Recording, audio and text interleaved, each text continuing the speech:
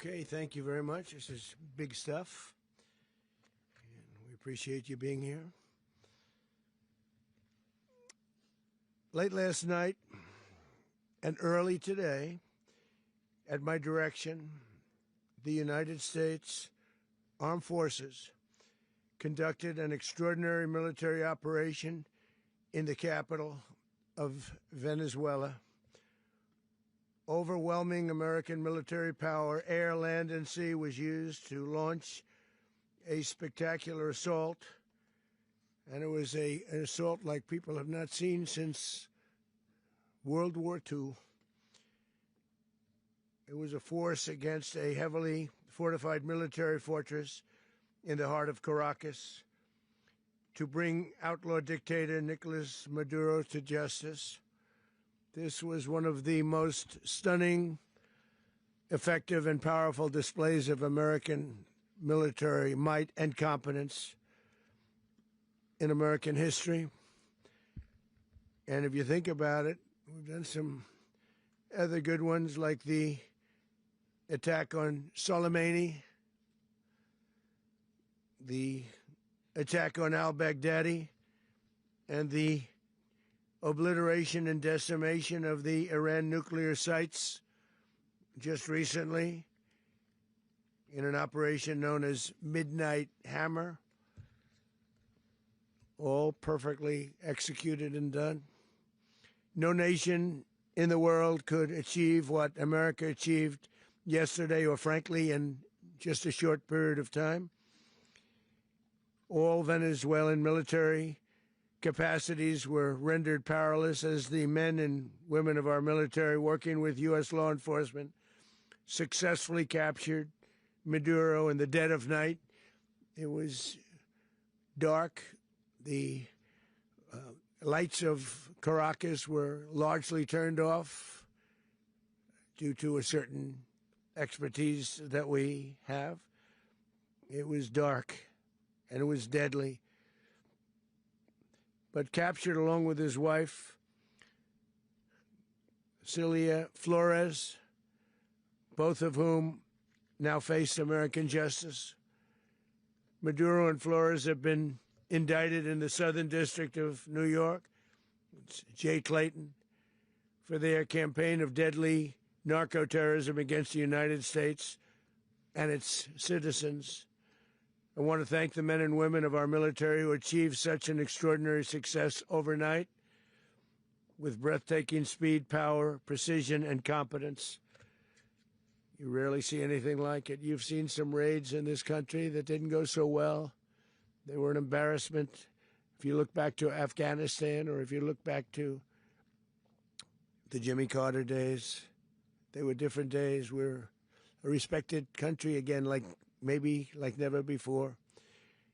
These highly trained warriors, operating in collaboration with U.S. law enforcement, caught them in a very ready position. They were waiting for us. They knew we had many ships out in the sea, just sort of waiting. They knew we were coming.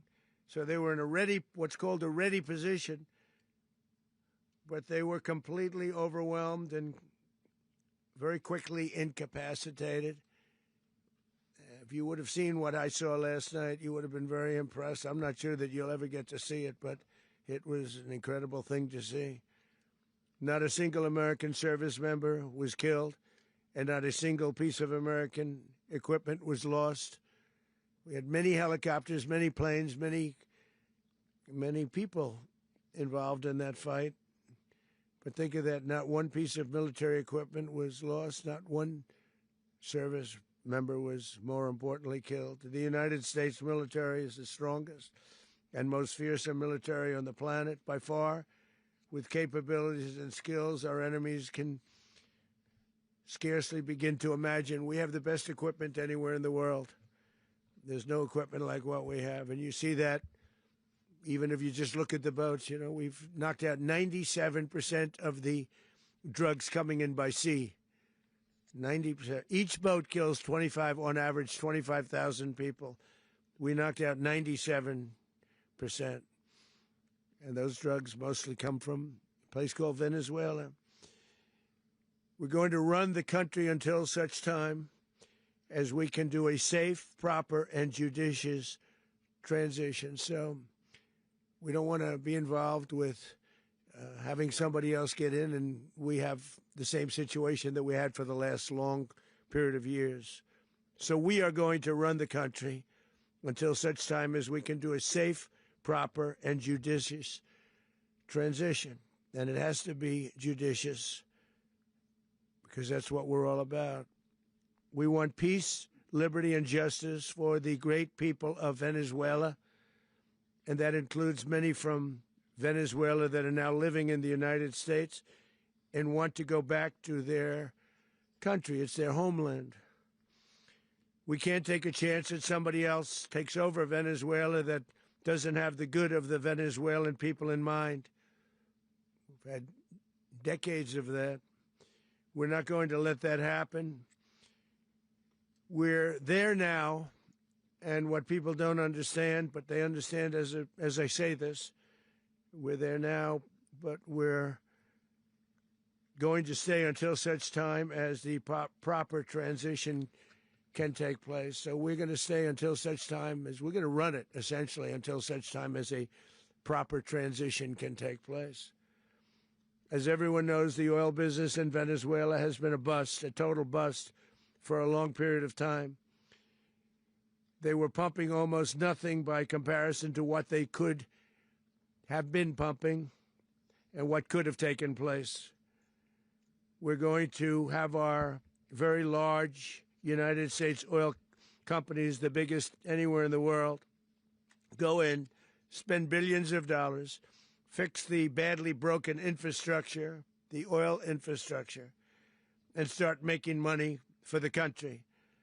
And we are ready to stage a second and much larger attack if we need to do so. So we were prepared to do a second wave if we needed to do so. We actually assumed that a second wave would be necessary, but now it's probably not.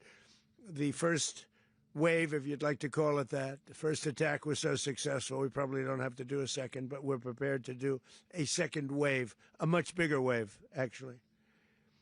This was pinpoint, but we have a much bigger wave that probably won't have to do. This partnership of Venezuela with the United States of America, a country that everybody wants to be involved with because of what we were able to do and accomplish, will make the people of Venezuela rich, independent, and safe. And it will also make the many, many people from Venezuela that are living in the United States extremely happy. They suffered. They suffered. So much was taken from them. They're not going to suffer anymore. The illegitimate dictator Maduro was the kingpin of a vast criminal network responsible for trafficking colossal amounts of deadly and illicit drugs into the United States. As alleged in the indictment, he personally oversaw the vicious cartel known as Cartel de las Soles, which flooded our nation with lethal poison, responsible for the deaths of countless Americans, the many, many Americans. Hundreds of thousands over the years of Americans died because of him. Maduro and his wife will soon face the full might of American justice and stand trial on American soil. Right now, they're on a ship they'll be heading to, ultimately, New York, and then a decision will be made, I assume, between New York and Miami or Florida.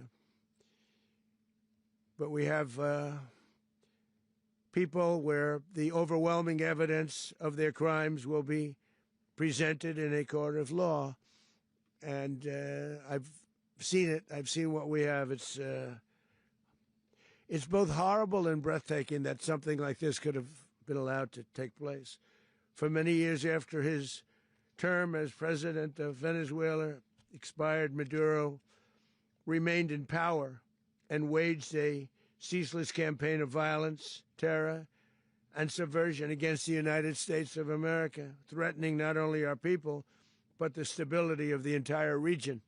And you all saw it. In addition to trafficking gigantic amounts of illegal drugs that inflicted untold suffering and human destruction all over the country, all over, in particular, the United States. Maduro sent savage and murderous gangs, including the bloodthirsty prison gang, Tren de Aragua, to terrorize American communities nationwide, and he did indeed. They were in Colorado. They took over apartment complexes. They cut the fingers off people if they called police. They were brutal, but they're not so brutal now.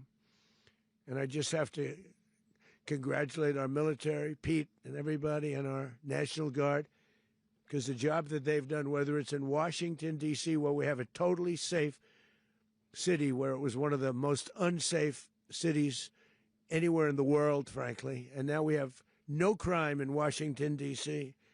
We haven't had a killing. We had the terrorist attack a few weeks ago, a little bit of a different kind of a threat, but we haven't had a killing in a long period of time, 6-7 months. We used to have two, on average, 2 a week in Washington, our capital. We don't have that anymore.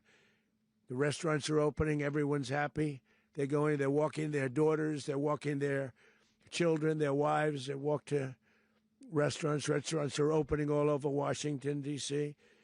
So I want to thank the National Guard. I want to thank our military. And I want to thank law enforcement. It's been amazing.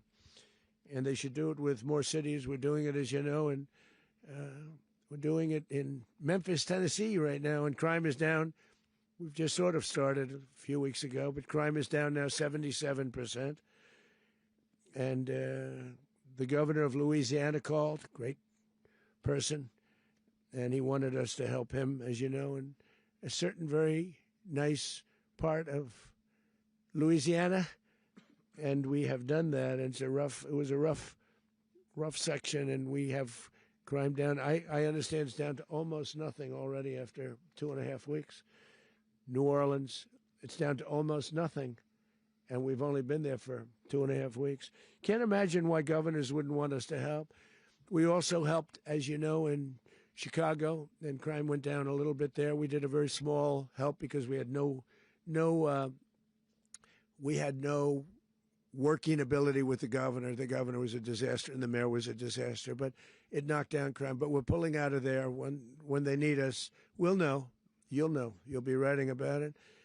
And likewise, Los Angeles, where we saved Los Angeles early on, where the head of the police department made a statement that if the federal government didn't come in, we would have lost Los Angeles.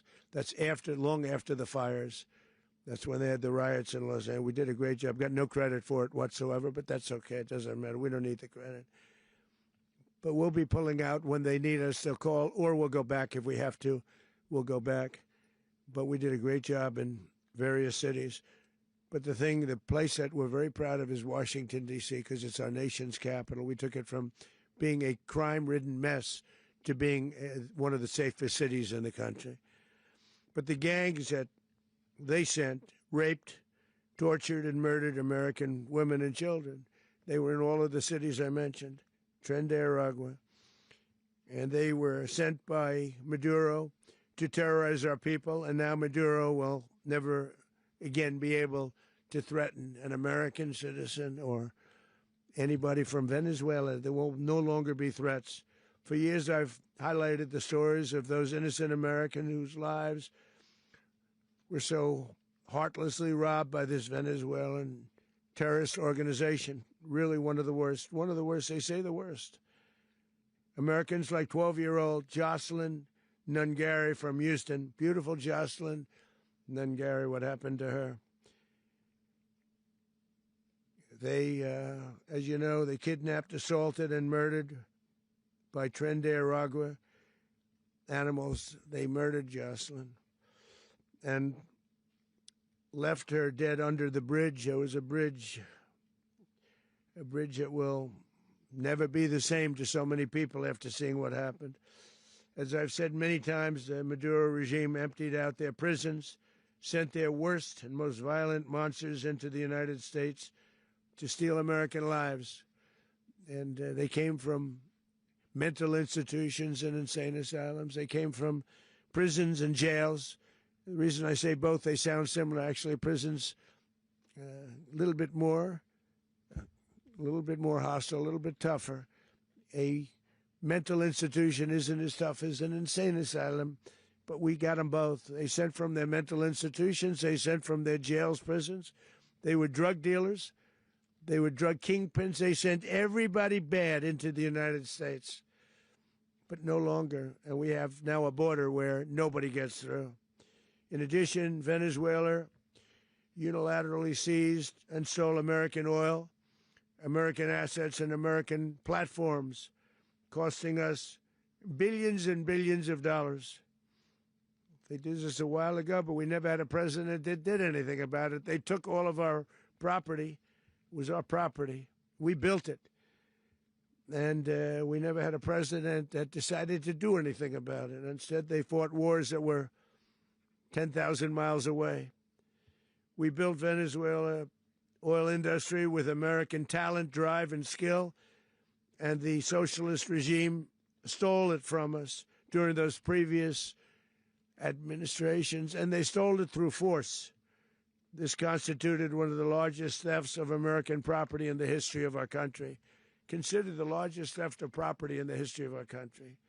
Massive oil infrastructure was taken like we were babies, and we didn't do anything about it. I would have done something about it. America will never allow foreign powers to rob our people or drive us back into and out of our own hemisphere. That's what they did. Furthermore, under the now deposed dictator Maduro, Venezuela was increasingly hosting foreign adversaries in our region and acquiring menacing offensive weapons that could threaten U.S. interests and lives. And they used those weapons last night. Potentially in league with the cartels operating along our border. All of these actions were in gross violation of the core principles of American foreign policy, dating back more than 2 centuries, and not anymore. All the way back, it dated to the Monroe Doctrines, and the Monroe Doctrine is a big deal, but we've superseded it by a lot, by a real lot. They now call it the Donroe Document. I don't know. It's Monroe Doctrine. We sort of forgot about it. It was very important, but we forgot about it. We don't forget about it anymore. Under our new national security strategy, American dominance in the Western Hemisphere will never be questioned again. Won't happen. So just in concluding, for decades, other administrations have neglected or even contributed to these growing security threats in the Western Hemisphere. Under the Trump administration, we are reasserting American power in a very powerful way in our home region. And our home region is very different than it was just a short while ago. The future will be, and we did this in my first term.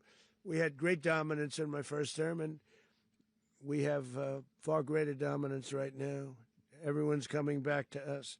The future will be determined by the ability to protect commerce and territory and resources that are core to national security.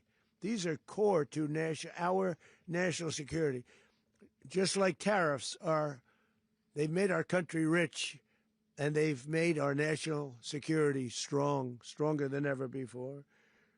But these are the iron laws that have always determined global power. And we're going to keep it that way. We will secure our borders. We will stop the terrorists. We will crash the cartels, and we will defend our citizens against all threats, foreign and domestic. Other presidents may have lacked the courage or whatever to defend America, but I will never allow terrorists and criminals to operate with impunity against the United States. This extremely successful operation should serve as warning to anyone who would threaten American sovereignty or endanger American lives. Very importantly, the embargo on all Venezuelan oil remains in full effect. The American Armada remains poised in position, and the United States retains all military options until United States demands have been fully met and fully satisfied. All political and military figures in Venezuela should understand what happened to Maduro can happen to them, and it will happen to them if they aren't just, fair, even to their people. The dictator and terrorist, Maduro, is finally gone in Venezuela. People are free. They're free again. It's been a long time for them, but they're free. America is a safer nation this morning. It's a prouder nation this morning because it didn't allow this horrible person and this country that was doing very bad things to us. It didn't allow it to happen. And the Western Hemisphere is right now a much safer place to be. So I want to thank everybody for being here. I want to thank General Raisin Kane. He's a fantastic man. I've worked with a lot of generals. I worked with some I didn't like. I worked with some I didn't respect. I worked with some that just weren't good. But this guy is fantastic. I watched last night one of the most precise attacks on sovereignty. I mean, it was an attack for justice. And I'm very proud of him, and I'm very proud of our Secretary of War, Pete Hegseth, who I'm going to ask to say a few words. Thank you very much. Mr. President, can you explain how the U.S. will run Venezuela? Well, thank you, Mr. President. Finally, a commander-in-chief the world respects and the American people deserve. And as the President said, words can barely capture the bravery and the power and the precision of this historic operation, a massive joint military and law enforcement raid flawlessly executed by the greatest Americans our country has to offer. American warriors are second to none, the best in the world and the best of our country.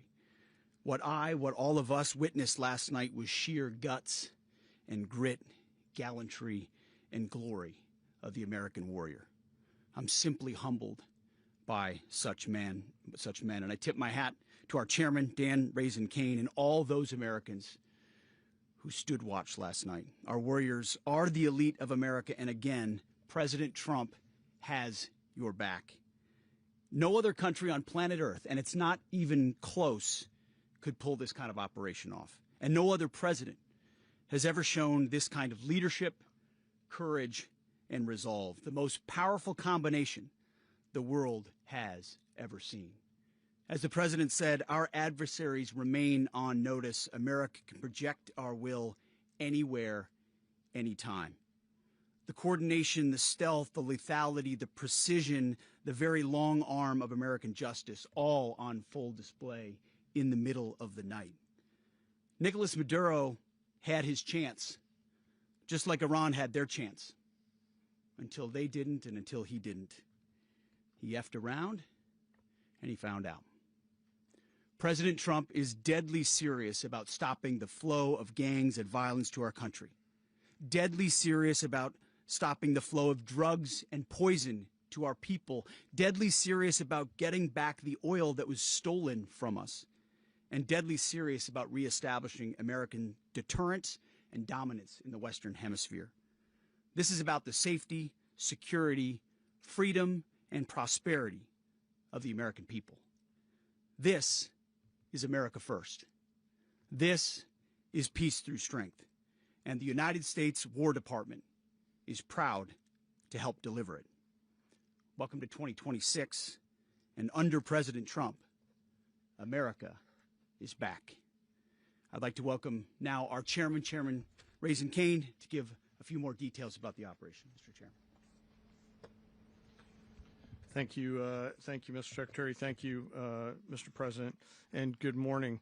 Last night, on the order of the President of the United States and in support of a request from the Department of Justice, as the President said, the United States military conducted an apprehension mission in Caracas, Venezuela, to bring to justice two indicted persons, Nicolas and Cilia Maduro.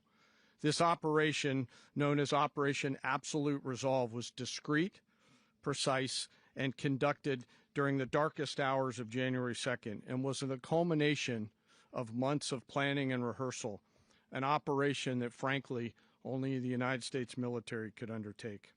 What I'd like to do this morning is talk to you through some of the preparation and the details without compromising any of our tactics, techniques, and procedures.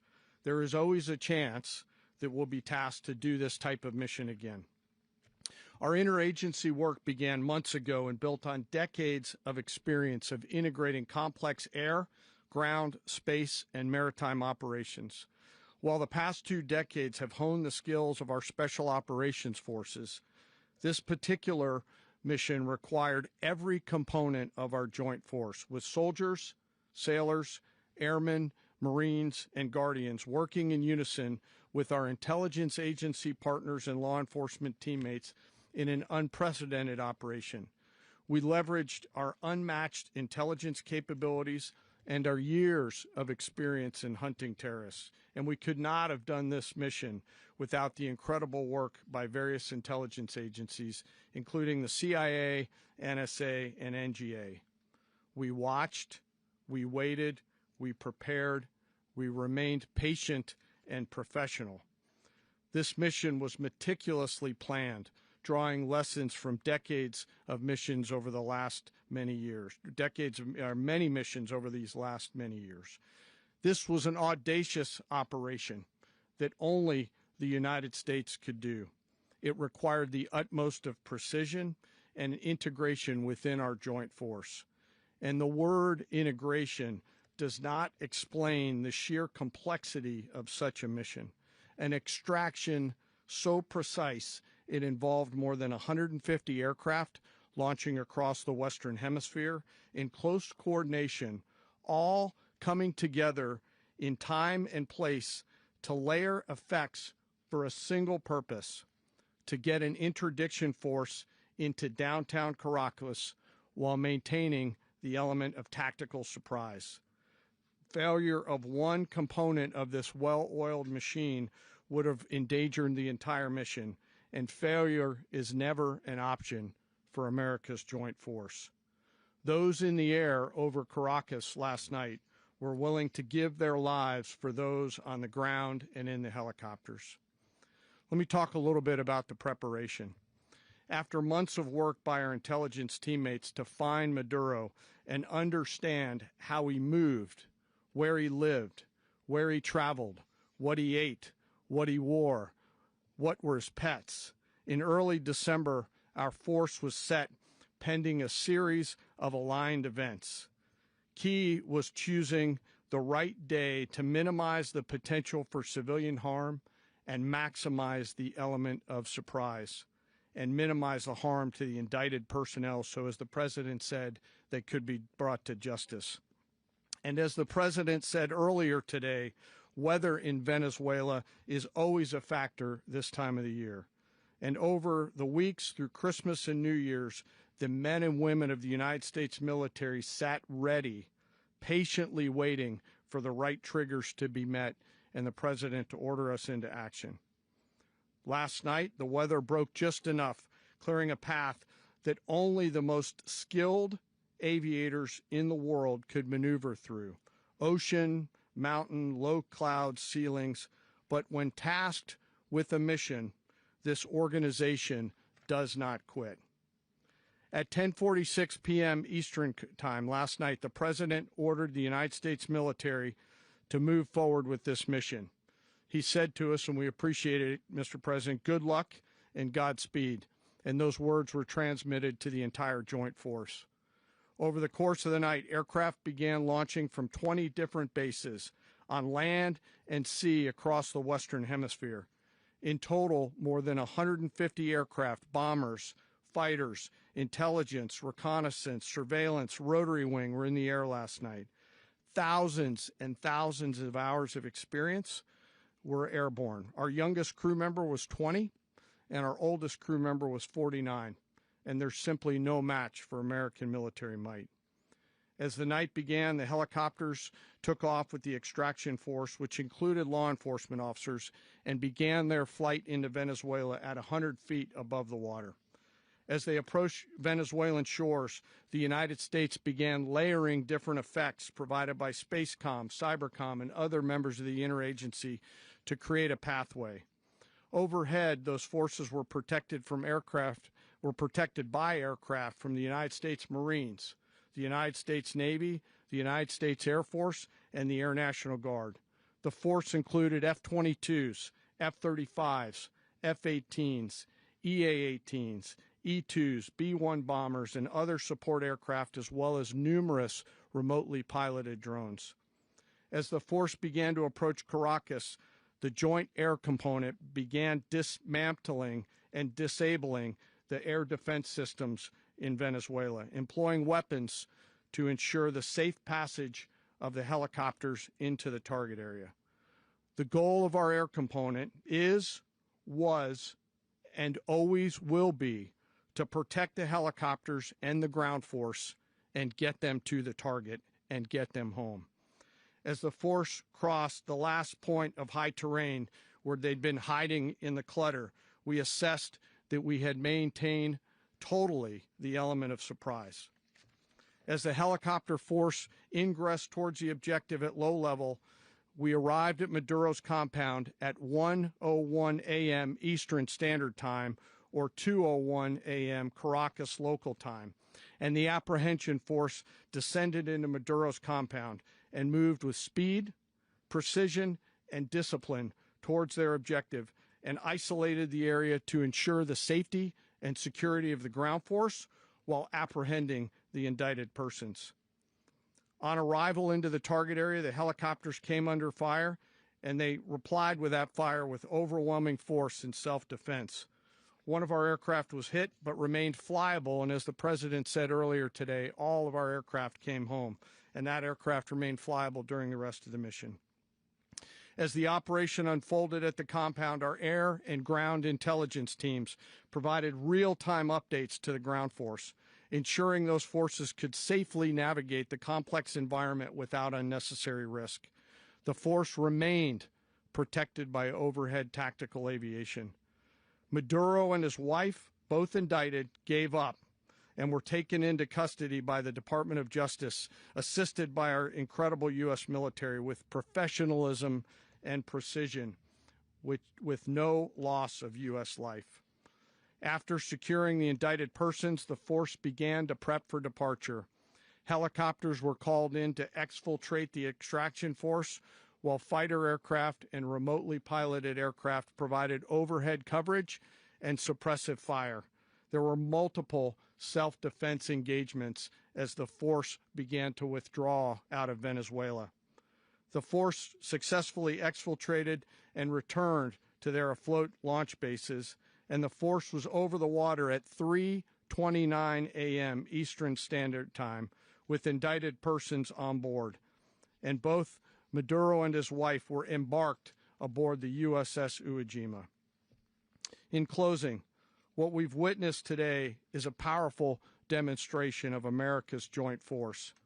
We think, we develop, we train, we rehearse, we debrief, we rehearse again and again, not to get it right, but to ensure that we cannot get it wrong. Our jobs are to integrate combat power so when the order comes, we can deliver overwhelming force at the time and the place of our choosing against any foe anywhere in the world. I am immensely proud today of our joint force and filled with gratitude to represent them here today. There is simply no mission too difficult for these incredible professionals and the families that stand by them and support them. As we stand here this morning, our forces remain in the region at a high state of readiness, prepared to project power, defend themselves, and our interests in the region. This operation is a testament to the dedication and unwavering commitment to justice and our resolve to hold accountable those who threaten peace and stability. In closing, I want to express my heartfelt gratitude to the brave men and women who executed this mission. Their courage and tireless commitment to our nation are what makes us strong. Thank you, Mr. Secretary, and thank you, Mr. President. Well, I don't have much to add to what you've heard now, other than the following points. Nicolas Maduro was indicted in 2020 in the United States. He is not the legitimate president of Venezuela. That's not just us saying it. The first Trump administration, the Biden administration, the second Trump administration, none of those three recognized him. He's not recognized by the European Union and multiple countries around the world. He is a fugitive of American justice with a $50 million reward, which I guess we saved $50 million. And make sure. Yeah, exactly. But don't let anybody claim it. Nobody deserves it but us. But I want to be clear about one thing. Nicolas Maduro had multiple opportunities to avoid this. He was provided multiple very, very, very generous offers and chose instead to act like a wild man, chose instead to play around. And the result is what we saw tonight. The other message here is the following. You have a guy, like many people around the world, they like to play games. You have a guy who decides he's going to invite Iran into his country, is going to, do the confiscation of American oil companies, is going to flood our country with gang members, is going to take Americans prisoner and try to hold them for hostage and trade them like he was able to do with the Biden administration. Basically likes to play games all this time and thinks nothing's going to happen. And I hope what people now understand is that we have a president. The 47th president of the United States is not a game player. When he tells you that he's going to do something, when tells you he's going to address a problem, he means it. He actions it. I can tell you, I've watched this process now for 14, 15 years, been around it. Everybody talks. I'm going to do this. I'm going to do that. When I get there, we're going to do this. We're going to take. This is a president of action. Like, I don't understand yet how they haven't figured this out. And now, if you don't know, now you know. Because this is the way it's going to play out. And I think people need to understand that this is not a president that just talks and does letters and press conferences. And, if he says he's serious about something, he means it. And this is something that was a direct threat to the national interest of the United States, and the president addressed it. There's a president of peace, by the way. I told you what I just said earlier. This guy had multiple opportunities to find his way somewhere else and figure out another. He could have been living somewhere else right now very happy, but instead he wanted to play big boy. And so now, he's got other sets of problems on his hands. And but I think the message here should be for the world. Look, the president doesn't go out looking for people to pick fights with. He's not generally wants to get along with everybody. We'll talk and meet with anybody, but don't play games. Don't play games with this president's in office, because it's not going to turn out well. And so I hope that I guess that lesson was learned last night, and we hope it'll be instructive moving forward. Is that a message for Cuba? Mr. President. Mr. President. Mr. President. Mr. President. Running the country. Mr. President. Mr. President. You said that the U.S. is going to run Venezuela. So who's in power right now? Well, we're going to be running it with a group, and we're going to make sure it's run properly. We're going to rebuild the oil infrastructure, which will cost billions of dollars. It'll be paid for by the oil companies directly. They will be reimbursed for what they're doing, but that's going to be paid. And we're going to get the oil flowing the way it should be. As you know, it was just a minor flow. It was actually a minor flow for what they have. But we're going to run it properly, and we're going to make sure the people of Venezuela are taken care of. We're going to make sure the people that were forced out of Venezuela by this thug are also taken care of. Mr. President, does the U.S. running the country mean that U.S. troops will be on the ground? How will that work? Well, they always say boots on the ground. So we're not afraid of boots on the ground if we have to have. We had boots on the ground last night at a very high level, actually. We're not afraid of it. We don't mind saying it. But we're going to make sure that that country is run properly. We're not doing this in vain. This is a very dangerous attack. This is an attack that could have gone very, very badly. Could have gone very badly. We could have lost a lot of people last night. We could have lost a lot of dignity. We could have lost a lot of equipment. The equipment is less important, but we could have lost a lot. And we're going to make sure that this is proper. We're there now. We're ready to go again if we have to. We're going to run the country right. It's going to be run very judiciously, very fairly. It's going to make a lot of money. We're going to give money to the people. We're going to reimburse people that were taken advantage of. We're going to take care of everybody. It's very important. We couldn't let them get away with it. They stole our oil. We built that whole industry there, and they just took it over like we were nothing. And we had a president that decided not to do anything about it. So we did something about it. We're late, but we did something about it. Yeah, please. President, can you explain the exact mechanism by which you're going to run the country? Are you going to designate a U.S. official to coordinate? Yes, it's all being done right now. We're designating people. We're talking to people. We're designating various people, and we're going to let you know who those people are. That would run Venezuela. Well, it's largely going to be, for a period of time, the people that are standing right behind me. We're going to be running it. We're going to be bringing it back. It's a dead, I talk about a dead country. A year and a half ago, we were a dead country. Now we're the hottest country anywhere in the world. We're a country doing better than any country anywhere in the world. And it required leadership. Venezuela has a lot of bad people in there, a lot of bad people that shouldn't be leading. We're not going to take a chance that one of those people take over for Maduro. So you can look at, and others, we have fantastic people, including people in the military. So we're going to have a group of people running it until such time as it can be put back on track, make a lot of money for the people, and give people a great way of life, and also reimbursement for people in our country that were forced out of Venezuela. Rubio would be... You said earlier today that you weren't going to back Machado to come back and be the opposition leader in your Fox and Friends interview. And then you also mentioned the vice president of Venezuela. Are you going to work with the vice president of Venezuela, or how do you foresee the relationship going? I understand she was just sworn in, but she was, as you know, picked by Maduro. So Marco's working on that directly. He just had a conversation with her, and she's essentially willing to do what we think is necessary to make Venezuela great again. Very simple. Mr. President, Colombian President Gustavo Petro, a couple weeks ago, you said he's got to watch his ass. And today he said he's not concerned about anything happening to him in the aftermath of this operation. So just what your message is about that. Well, he has cocaine mills. He has factories where he makes cocaine.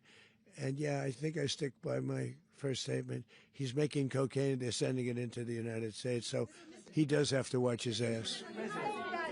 Mr. President, did you notify any members of Congress in advance? Marco, do you want to talk about that? Because you were involved in it. Sure. We call members of Congress immediately after. This was not the kind of mission that you can do congressional notification on. It was a trigger-based mission in which conditions had to be met night after night. We watched and monitored that for a number of days. So it's just simply not the kind of mission you can call people and say, hey, we may do this at some point in the next 15 days. But it's largely a law enforcement function. Remember, at the end of the day, at its core, this was an arrest of 2 indicted fugitives of American justice, and the Department of War supported the Department of Justice in that job. Now, there are broader policy implications here, but it's just not the kind of mission that you can pre-notify because it endangers the mission. Plus, if I could add one thing to that, Congress has a tendency to leak. This would not be good. If they leaked, General, I think it would have been maybe a very different result. But I have to say, they knew we were coming at some point, We had a lot of ships out there. They sort of knew we were coming. We went there. But Congress will leak, and we don't want leakers. Mr.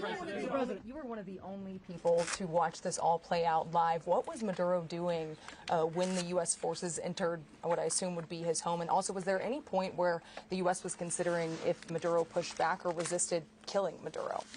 It could have happened. It could have happened. He was trying to get into a safe place. The safe place is all steel. And he wasn't able to make it to the door because our guys were so fast. They went through the opposition so fast. And there was a lot of opposition. People were wondering, do we get them by surprise? Sort of surprised, but they were waiting for something. It was a lot of opposition. There was a lot of gunfire. You saw some of it today. But he was trying to get to a safe place, which wasn't safe because we would have had the door blown up in about 47 seconds, they say on average, regardless of how thick the steel was. It was a very thick door. It was a very heavy door, but he was unable to get to that door. He made it to the door. He was unable to close it. Go ahead, finish. Where is Maduro going to be in the time being right now? Do you know his exact whereabouts? Well, eventually, ultimately, in the near future, he's going to be brought to New York. And where is he going to be held? Where is he going to be held in New York? Do you know? That's going to be up to the officials that do these things. Mr. President, the U.S. has something of a mixed track record of ousting dictators without necessarily a plan for what comes afterwards. Did that weigh on your decision? Well, that's when we had different presidents, but with me, that's not true. With me, we've had a perfect track record of winning.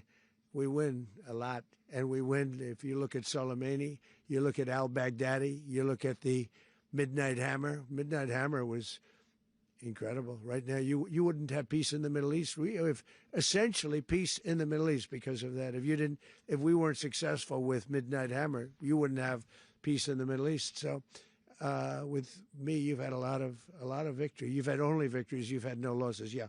President, can you How long do you expect the U.S. to run Venezuela, and how soon do you want Venezuelan people to hold elections? So I'd like to do it quickly, but it takes a period of time. You know, we're rebuilding. We have to rebuild their whole infrastructure. The infrastructure is rotted. It's actually very dangerous. It's blow-up territory. Oil is very dangerous. It's a very dangerous thing to take out of the ground. It can kill a lot of people. It has killed a lot of people doing just that. The infrastructure is old. It's rotted. Much of it is stuff that we put there 25 years ago, and we're going to be replacing it. And we're going to take a lot of money out so that we can take care of the country. Yeah. Are you saying that Secretary Rubio and Mr. President, China, Russia, and Iran have interests in Venezuela. How does this operation affect your relationships with them when it comes to the oil and the drugs? And Russia, Russia when we get things straightened out. But in terms of other countries that want oil, we're in the oil business. We're going to sell it to them. We're not going to say we're not going to give it to them. In other words, we'll be selling oil probably in much larger doses because they couldn't produce very much because their infrastructure was so bad. So we'll be selling large amounts of oil to other countries, many of whom are using it now, but I would say many more will come. Are you saying, Mr. President, are you saying that, Mr. President, are you saying that? Mr. President, thank you. What is your message to the people of Venezuela today? Of course, the civilian population specifically, they have a lot of questions. What is your message to the people of Venezuela? That you're going to have peace, justice. You're going to have some of the riches that you should have had for a long period of time. It was stolen from you. But you're going to have peace and you're going to have safety. You're going to have justice. You're going to have a country. You're going to have a real country. You're going to have potentially a great country. You know, if you go back 20 years, maybe even a little longer ago, that was a great country. And they destroyed it. Remember I said that if we lose this election, the United States will be Venezuela on steroids. That's what would have happened. Had we lost the election, the 2024 election, we suffered so badly when you look at the border from 2020. What they did, what Joe Biden administration did to our country should never be forgotten. But if we had to go through another year of that, we would be exactly where Venezuela was in terms. I used to say, if they win, we're going to be Venezuela on steroids, and that's what would have happened. President, thank you. Are you saying that Secretary Hegseth and Rubio are going to be running Venezuela, and will you be sending in U.S. military troops to provide? They're going to be a team that's working with the people of Venezuela to make sure that we have Venezuela right. Because for us to just leave, who's going to take over? I mean, there is nobody to take over. You have a vice president who's been appointed by Maduro. And right now she's the vice president, and she's, I guess, the president. She was sworn in as president just a little while ago. She had a long conversation with Marco, and she said, we'll do whatever you need. I think she was quite gracious, but she really doesn't have a choice. We're going to have this done right. We're not going to just do this with Maduro, then leave like everybody else, leave and say, let it go to hell. If we just left, it has zero chance of ever coming back. We'll run it properly. We'll run it professionally. We'll have the greatest oil companies in the world go in and invest billions and billions of dollars and take out money, use that money in Venezuela. And the biggest beneficiary are going to be the people of Venezuela. And also, I can't stress this strongly enough, the people that got thrown out of Venezuela that are now in the United States. And frankly, some want to stay and some probably want to go back. Yeah. In the country, and were any of the detained Americans? Well, right now they're very protected because nobody's going to mess with us. They're very protected. The people of, and we let them know that you better not touch one of them. Are you concerned that bad elements of the Maduro regime will remain in place? Well, we know who they are. We're on them, and they're acting much differently now than they would have acted 2 days ago.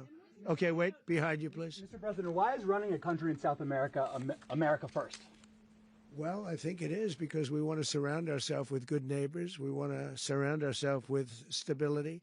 We want to surround ourselves with energy. We have tremendous energy in that country. It's very important that we protect it. We need that for ourselves. We need that for the world. And we want to make sure we can protect it.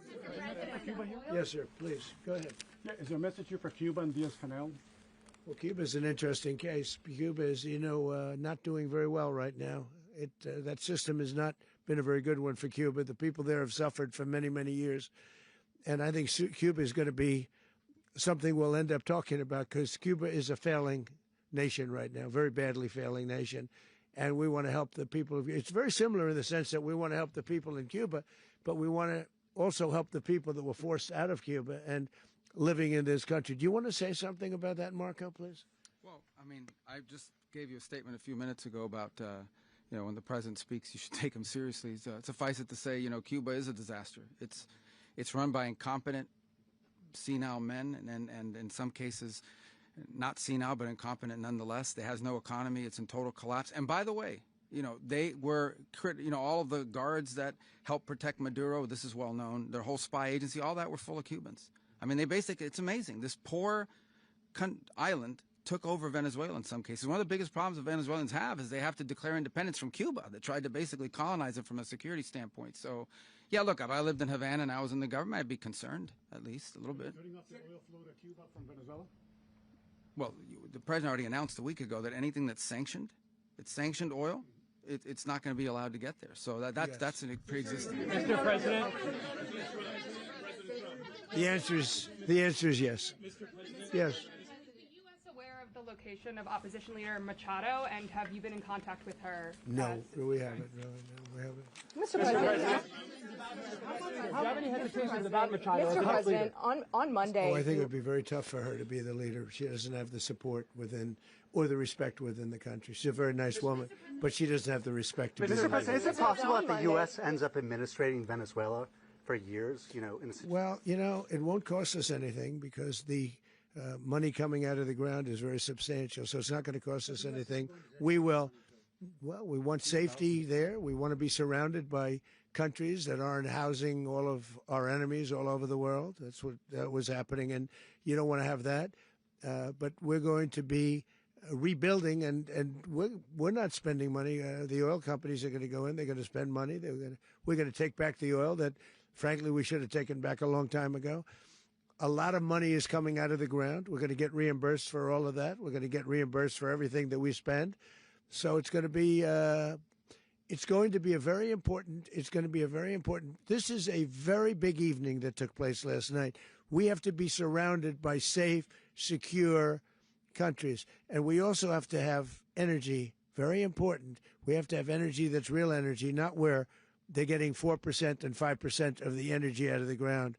You take a look. It was such a disaster. So what's going to happen with Venezuela, I think, over the next period of a year, is going to be a great thing, and the people of Venezuela will be the biggest beneficiaries. Mr. President. Going to send in the U.S. military. Mr. President, thank you. What did you last speak to Maduro about when you spoke? And is the Well, U.S. I don't want to get into the Venezuela? conversations, but I did have conversations with him, and I said, you got to surrender. And I actually thought he was pretty close to doing so, but now he wished he did, yeah.